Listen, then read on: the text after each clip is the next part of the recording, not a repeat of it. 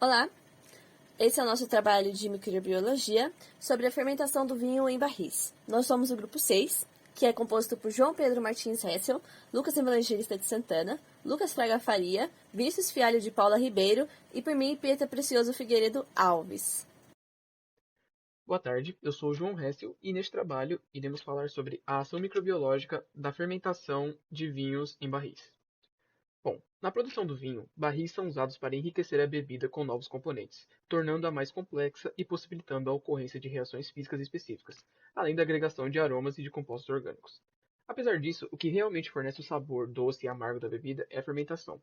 Este processo consiste basicamente na transformação do açúcar presente na uva em álcool a partir de micro-organismos. Este trabalho tem como objetivo uma análise aprofundada deste processo e dos micro-organismos utilizados, além da importância do produto nos vários âmbitos sociais.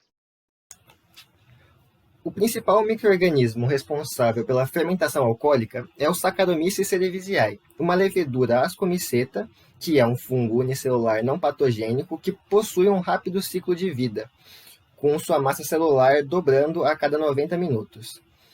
Por ter o seu genoma totalmente sequenciado, esse micro-organismo ele é usado como modelo de estudo na microbiologia. Essa levedura produz álcool a partir da fermentação do açúcar presente em cereais, como o malte, por exemplo, ou nas uvas, e é usada nesses casos para a produção de bebidas alcoólicas, como a cerveja e o vinho, respectivamente. Além disso, ela também é usada na indústria de panificação, pela produção de dióxido de carbono como um subproduto da reação de fermentação, permitindo assim que a massa cresça. Também existem cepas geneticamente modificadas que são usadas para a produção de biodiesel e bioquerosene para servir de combustível para caminhões e ônibus. Os barris são utilizados durante a fermentação alcoólica, malolática e o envelhecimento. A madeira ela contribui para que a bebida possa respirar, desenvolvendo-se e amadurecer. A fermentação malolática ela é a mais utilizada em barris e ela é feita por bactérias que liberam dióxido de carbono. Nesse processo, o ácido málico ele se converte em ácido lático, que suaviza a acidez e gera uma sensação amanteigada na boca e aumenta a complexidade dos vinhos. Os vinhos que passam por essa fermentação são menos ásperos ao paladar e ganham toques aveludados. No caso dos vinhos tintos, essa fermentação pode diminuir a intensidade da cor devido ao aumento do pH. Neste processo, também é feito os aromas frutados e amanteigados aumentarem, enquanto os herbáceos diminuem. E surgem também os aromas tostados. Dependendo do ambiente e temperatura, a fermentação pode ocorrer naturalmente, mas também é possível induzi-la acrescentando as bactérias. Olá, sou o Vinicialho, vou explicar aqui a fermentação, que é um processo que está diretamente ligado com o objeto do nosso trabalho. Bom, a fermentação é um processo anaeróbico para a obtenção de energia, né? E aí, lembrando que a moeda energética da nossa relação é o ATP. E nesse processo utiliza-se substâncias orgânicas como fonte energética.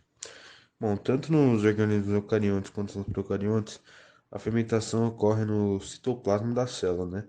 E é dada inicialmente pela glicólise, né? Que é um nome autoexplicativo, glicólise, é a quebra da glicose.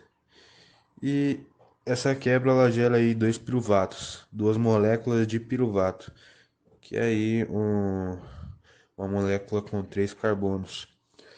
E isso também ocorre na respiração celular, como lembrado. Bom,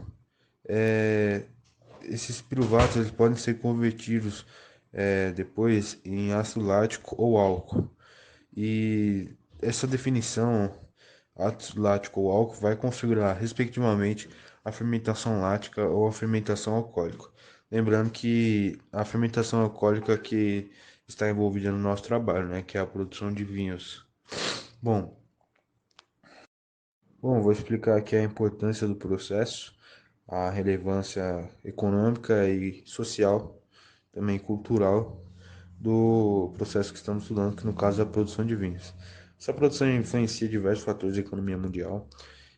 Por ser um produto primário, O vinho ele está diretamente ligado ao desenvolvimento econômico de áreas rurais aí de alguns países.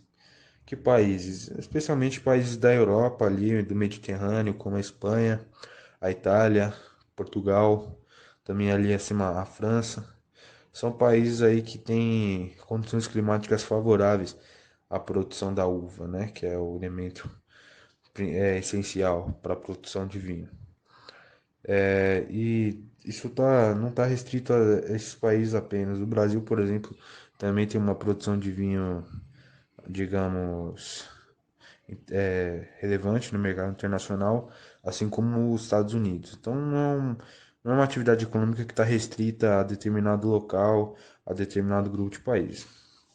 E como eu já disse, ela tem uma importância para a área rural, né? Principalmente aí as populações tradicionais, que envolvem essa questão cultural da produção de vinho. E essa produção ela também tem aumentado bastante nos últimos anos, especialmente no Brasil.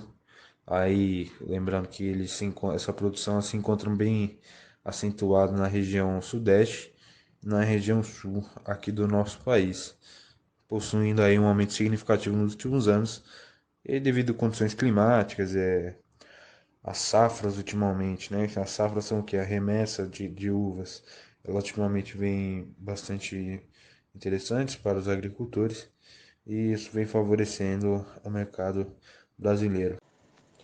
A conclusão até então formada é que a produção de vinhos em barris é um formato interessante e interdisciplinar, como que envolve, por exemplo, química, processos industriais e microbiologia, por exemplo, além da representação na economia e na tradição de muitas culturas ao redor do mundo, como é de conhecimento geral.